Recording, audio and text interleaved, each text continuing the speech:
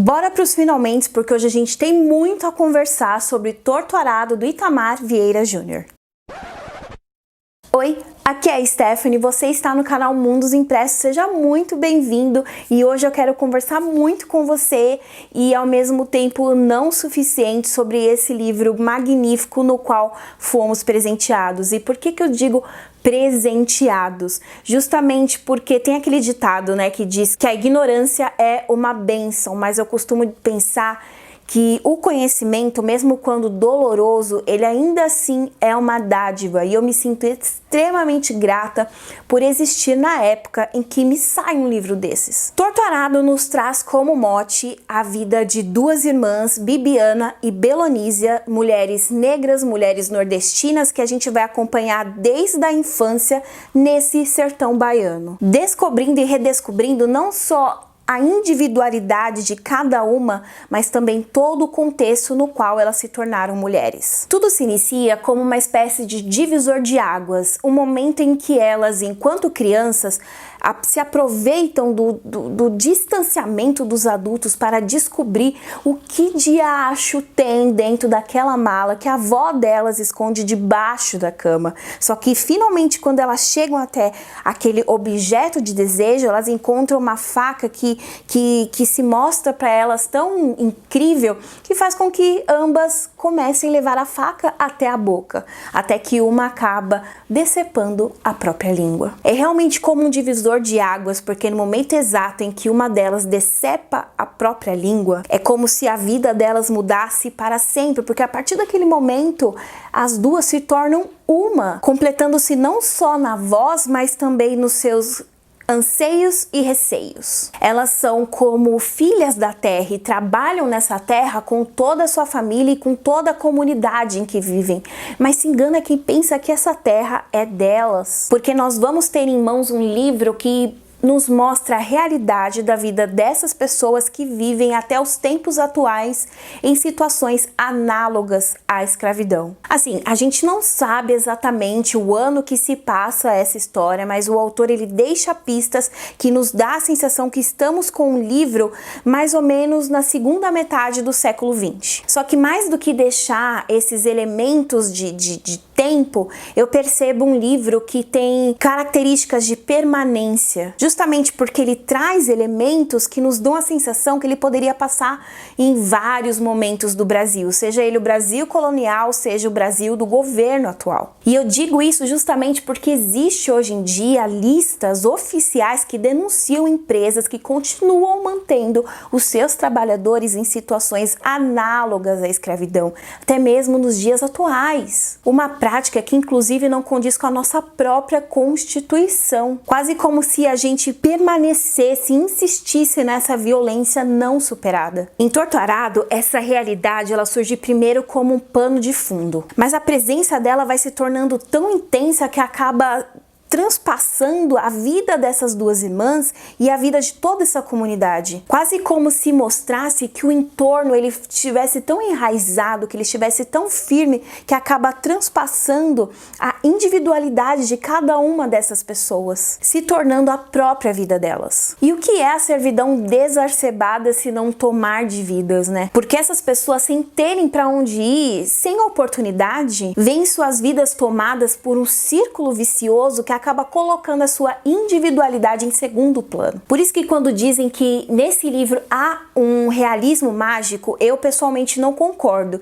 E, inclusive eu penso que se querem tanto adicionar um traço literário à narrativa, eu diria que aqui a gente encontra elementos do determinismo. Justamente porque a gente vai encontrar personagens que eles tentam e retentam fugir desse destino, desse círculo vicioso e eles acabam parando no mesmo ponto. E eu sei que o determinismo ele traz uma visão mais pessimista sobre a vida e caso você queira entender um pouco mais, eu já tenho um vídeo aqui no canal contando o que foi o realismo na literatura, mas eu não acho que esse livro ele seja pessimista em si. Eu acho que ele principalmente surge como uma maneira de humanizar essas pessoas. Pessoas que muitas vezes a gente nem para pensar, mas que elas existem aos montes. Inclusive, muitos leitores questionam nesse livro se os diálogos condizem com a realidade, mas eu pessoalmente pessoalmente eu confio muito no trabalho desse autor, principalmente porque ele passou anos e anos da vida dele pesquisando e trabalhando ao lado dessas pessoas, até mesmo colocando em palavras e racionalizando tudo que essas próprias pessoas já tinham a dizer, porque elas são capazes de fomentar mudança mesmo que o sistema esteja projetando a sua extinção. Para vocês terem uma ideia, essas pessoas sequer recebem pelo que elas fazem diariamente. A única coisa que elas ganham em troca desse trabalho contínuo e diário é a possibilidade de fazer uma casinha de barro e um pedacinho de terra ali que elas podem plantar o que quiserem.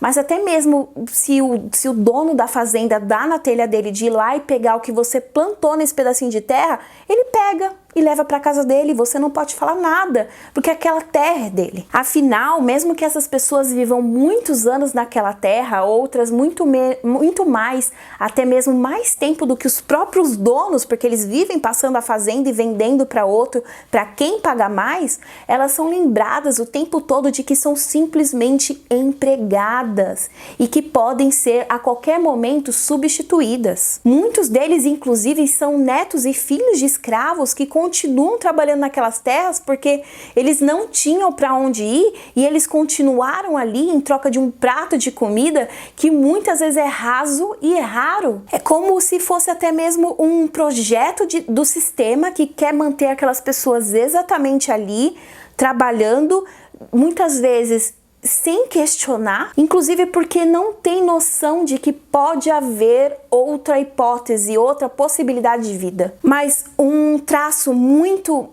importante, além desse, né, que eu comentei, um traço muito importante dessa narrativa acaba se tornando a religião, que é o Jaré, que é uma religião até mesmo exclusiva ali da região da Chapada Diamantina, que é onde se passa a nossa história, que é uma religião que ela é de matriz africana, ela tem elementos do espiritismo, do catolicismo, mas é uma espécie de resgate da própria cultura deles, como se fosse uma maneira em que eles pudessem ter algo próprio sem que tivesse tantas regras e imposições. Inclusive, o Jaré, ele tem conhecimentos muito voltados à cura e tratamento, e isso se diz ao fato de que perto desses locais não há hospitais, não há postos de saúde e jamais o dono das fazendas ia pegar o próprio carro para levar essas pessoas para o hospital, até os médicos, quando elas estivessem doentes.